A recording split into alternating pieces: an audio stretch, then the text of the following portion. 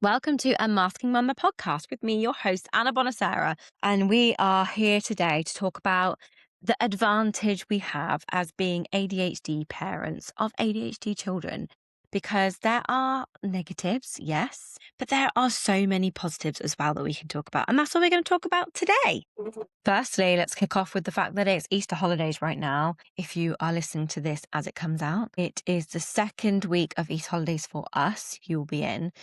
I'm currently in the first, and I only have 2 children at home today because of all the work I've done, I've talked about this in the last episode about visualization and kind of like my goals from a year ago to where we are now, or even 2 years ago. The ball started rolling with all of like the help and support that we've been able to actually finally access for the twins and for my youngest, who is in childminder for a couple of days this week.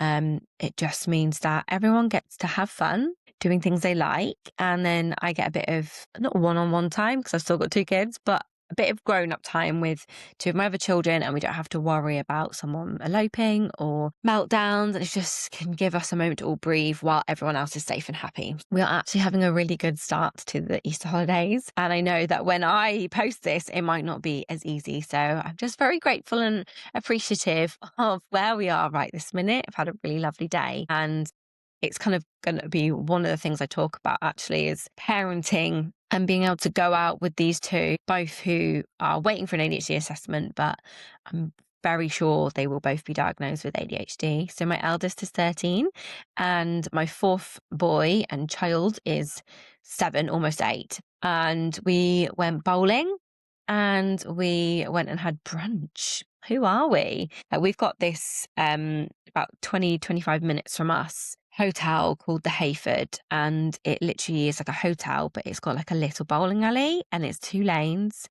And we've been before with the twins as well, and it was amazing. It went really well. We had both the lanes, but this time it was just the 3 of us, so we only had 1 lane. So that was going really well to begin with. Although because Spencer's obviously so much younger, like he's not quite as strong as Nathaniel. I mean, I'm not very good at bowling, so I mean, I had a bit of a good streak for a while, but then I ended last again both games. Losing is something that my 7-year-old Spencer really struggles with, and it's something we have worked a lot on. It comes with a lot of dysregulation, and being able to have that knowledge means that I can work around it. If I didn't understand that losing is something that he struggles with, then I could definitely very easily say things that trigger him to make him feel worse. Just tell him to don't be a bad loser. I hate that one. Don't be a bad loser. I saw Gary Vee do a thing that said if you have a child who cries when they lose, it's actually something really amazing because they care. It actually shows that they care so much that they're getting upset and emotional. And that is definitely what Spencer is like. He feels his emotions 100%, like 110%, 150% even, like literally out of body experience, not always in a good way. And it's obviously very hard to kind of understand. And they both are, Nathaniel's diagnosed now autistic, but Spencer is on the waiting list for an autism assessment too. So both kind of got that autism, ADHD running through them, but they're very, very different children. Spencer is a meltdown, explosive reactions, and Nathaniel is more of a shutdown, so he goes quiet on me. And both can be very challenging, and I have to have different techniques for them and for the twins and for Mila, and sometimes they overlap, but yeah, it is a lot parenting the 5 of them. I'm always on my feet thinking. Which maybe is a bit of an ADHD advantage, is that I can, switch from one thing to another. It's almost like I'm actually masking as a mum because I'm like blending into what my kids need from me at different times. So maybe that is another positive that I hadn't thought of that I wasn't going to talk about today. But I managed to handle like that really well. And luckily, like actually the first one we played just a normal one because I let Nathaniel choose. And then I remembered that they had these things where you could take your photo and your photo flashed up and then it added like funny faces and things to it. So the next round we did that and that was even better. So when he was losing, it was like we could instantly draw attention from him losing to him like saying, oh, what's going to come next? You're going to get a funny hat. You're going to get a funny something. So that's probably my top tip as a parent of a neurodivergent children is distraction. I think it's finding what motivates them as well. Like I find that with Mila a lot. She's one of those children who you go, okay, if you're not going to walk, then I'm just going to walk on without you.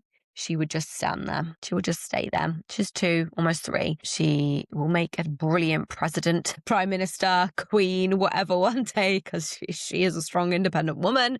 But it is very hard to parent. So you have to find what motivates her. So I think one time I was like trying to get to the school gate and I was listing all these things like, well, like the negative, like, you'll have to walk with no shoes on then. Fine. Okay, I'll walk with no shoes on because you wouldn't put shoes on. I was like, oh, okay, brilliant. And then I was like, well, if you've got no shoes on, I'm going to have to carry you and then you can't run around and play with your friends. That was the motivation that she needed to get the shoes on because she wanted to do the running around with her friends. So I think that's another great tip. Distraction we've had, find the motivation, maybe keep going until you find something that actually motivates them. And I think one of the hard things with parenting autistic ADHD children is that a lot of other people on the outside don't get it. It could get a lot of judgment, like you're being too soft, you're being a pushover, you're giving in to them. They need clear boundaries. I've had that all. And I disagree completely. I feel like I know my children so well now. I do so much learning, so much research, not just going to the parenting courses that school puts you on, but the podcast I put into, the people I surround myself with, professionals who are parents first turned professionals, the learning, things I've learned and really understanding how my children work, like what actually sets them off and what can I do to prevent that? I know them so well now. And perhaps maybe I let them have one too many snacks. Honestly, it doesn't bother me. I'm like, they're healthy. They eat a variety of food. It's not like they are, obese. It's not like they have a heart problem. If they're going to have an extra Oreo or 2. Like today, for example, Luca, it was time to go. We needed to get out the door because I had to drop off the twins and then I had to go and drop off Mila and then we were going to do the bowling. And it was all quite a very tight turnaround. So it was like supposed to be in 2 places at once at 9 o'clock, but the childminder was all right with it being late, of course. So, and then we need to be at 10 at the bowling place. So I thought we would just about make it. And we needed to leave at 22. That did not happen. Okay. We started getting everyone into the car about 1:45. But Luca was just walking around with his iPad, literally no shoes, no coat on, no hats. He always wears his woolly hat still. And I was kind of internally panicking, but I didn't want to share that. So I was just like, come on, Luca, it's time for club. We're going to be waiting for you. And, I never pretend to know the right things to say. These are just the things that I'm saying and trying out. I know that maybe that's a bit too much pressure saying people are waiting for you and stuff. But we all do our best under pressure, right? Just being honest. And I could see that he does this thing where he gets a picture or several pictures of characters from movies and he then screenshots it and makes a little montage. And I could tell he was doing that. And I don't know what's going on in his head because he's very minimally speaking. So his communication is really not great. But I can just tell now that he hasn't finished and he's got more pictures that he needs to screenshot to finish his collage. Now, I looked at this as I could tell him to put down the iPad. I could pull him out of the house and put him in the car. I could do all those things. I'm the parent, right? I'm the authority figure. I'm the one in charge. But if I did all those things, we're then going to turn up to club with a dysregulated child. He's probably then going to set everyone else off in the car because let's face it, he's probably going to have a meltdown. He's going to be loud. He's going to hurt himself and possibly endanger one of the other children by hurting them as well by who he was sat next to. Or I could just be, I wasn't even late in the end. I was literally 1 minute past 9, I think. Or I could just be a little bit less earlier. I could get there regulated and late, or I could choose to get there dysregulated and probably still late because it would have taken the same amount of time as me to have let him finish. So I did try prompting him a couple more times, but ultimately I was just going to wait until he finished. But I was trying to hurry him along in the meantime, which maybe didn't help. But he didn't seem angry at all at the fact that I was kind of saying it's time to go to club. He seemed perfectly calm. which is what I wanted. So then they went into club happily. So that could be me seeing as being a pushover, but I would honestly, like I said, rather get somewhere late and regulated than on time and dysregulated, or potentially late still. Going back to the idea of ADHD being an advantage, having ADHD and having ADHD children, is that the more I have learned about my own brain, the more I can understand my children, the more I can see their struggles, their challenges, and the more I can relate to them. And I think that's a really powerful experience to be able to have, is to be able to say, you do this because this is how your brain works. It's not something you're doing wrong. It's not a failure. It's not a personality flaw. It's literally just the way your brain functions. And this is what you could do to help yourself get out of it. And that has been really powerful to be able to explain that, especially to my 13-year-old. We're just starting to have more of these conversations now with Spencer. But with Nathaniel, especially going into secondary school, he's in second year of it now, I've really been able to explain to him, like, right, this is going to be overwhelming for you because you're not in one classroom. You're having to go to all these different classrooms, and you've got to remember where all these teachers are, where all the different rooms are. And I feel like I was able to prepare him a lot better because I have that understanding. Now, I have put a lot of time and effort and energy into learning about myself and masking mum. Here we are. And some people might say that that's quite selfish, or maybe it's not some people, but it's our head is like, oh, no, we can't prioritize our own needs because we very much need to prioritize our children, put everything in for our children. Our children come first, and we're the very bottom of the list, and we never get actually any time to look after ourselves or get to know ourselves, right? Sound familiar? Yeah, I think so. So the idea of putting ourselves first, scary, selfish, but I actually think it's selfless to put ourselves first and to learn about our brains, because then we have that understanding and we have that knowledge. We have those tools that we can pass on to our children. I would love to have had someone explain my brain when I was younger. And I always talk about like this, like being a late diagnosed person, woman, mother. ADHD is not my superpower because I have gone so long without knowing what it is. It has been the opposite. It has meant that I have tried to fit into a world. I've tried to learn to look after my house, look after my children, look after myself, work in systems that don't work with ADHD brains. In fact, they not just don't work, but they are like almost counterproductive for ADHD brains. Like, eat the frog first. That's literally the worst thing we could tell ourselves. And this has then meant that ADHD has become like disabling, actually debilitating in some ways, and has stopped me from doing so many things, and, you know, affected friendships, affected relationships, affected my schoolwork, affected the outcome of university and other things. And having that knowledge now, it feels really special, but also there's a bit of grief there, right, of what could have been. And I don't get that feeling very often, but there are occasions where I do, and I've talked about those before. And I love the fact that I hopefully can give my children that gift of knowing themselves better. I mean, it's still hard, you know, they're still teenagers and, you know, preteens or whatever an 8-year-old is classed as, school kids. And it's very hard, you know, this self-discovery journey, especially in this day and age. But I truly believe have a gift to give them, a gift of knowing themselves, a gift of understanding how their brains work, a gift of being able to advocate for themselves by showing how I advocate for myself. Like, I literally regulate myself in front of my kids. Like, I literally narrate it. I'm feeling this because of this. Like, if I shouted and it's been loud near them, I'll apologize. Or I'll say, Mummy should have done this instead next time.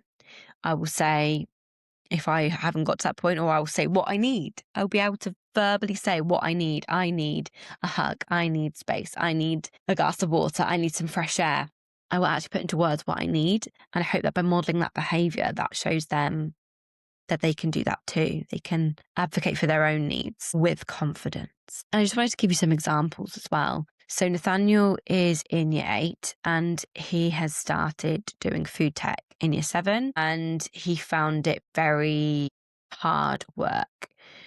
we process things slower as ADHD is. So taking in all those steps, and he has a suspected ARFID, which is avoidant food restrictive intake disorder. I can't remember if that's the right order, but basically it's like anxiety around food, specifically like sensory textures, etc. So trying to do food tech when you struggle to follow steps in a time pressure limit and you have struggles with food, it's really hard. And also the teacher is quite a shouty teacher. Not necessarily shouting at him because he's like one of those kids who's like blends into the background, very people pleaser, does as he's told, fawn type of child. But shouting at the classroom, and he then like probably a bit of rejection sensitivity dysphoria, RSD kicking in, and thinks it's aimed at him. So that then in the mix doesn't help either. But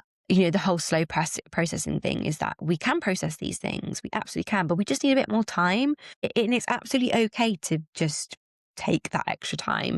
And I think that's something that I've struggled with over the years. If you ever like had someone say something and you're like, what? And like you hear it, but you don't hear it. And then a third time you still can't process it. And then you just go, yeah.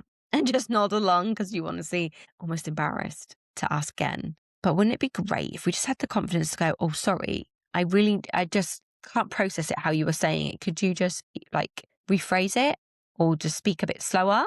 Just having the ability to advocate for our needs and make it normal, make it just a normal thing, just part of every day.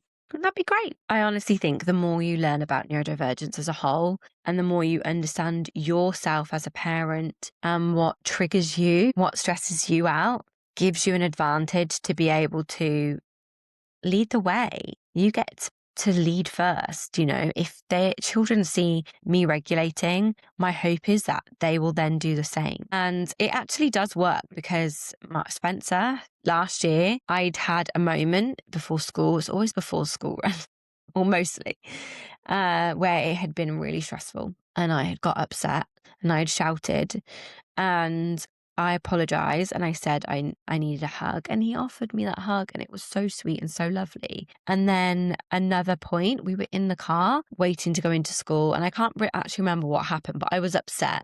And he remembered that I like hugs, and he said, do you need a hug? He offered me the hug. And I just thought that was such a beautiful moment to see that me voicing out loud, me modeling the behavior of being able to say what I need to regulate my emotions was something that could be taught in a way I hadn't taught it, but I just led the way. I've modeled that behavior.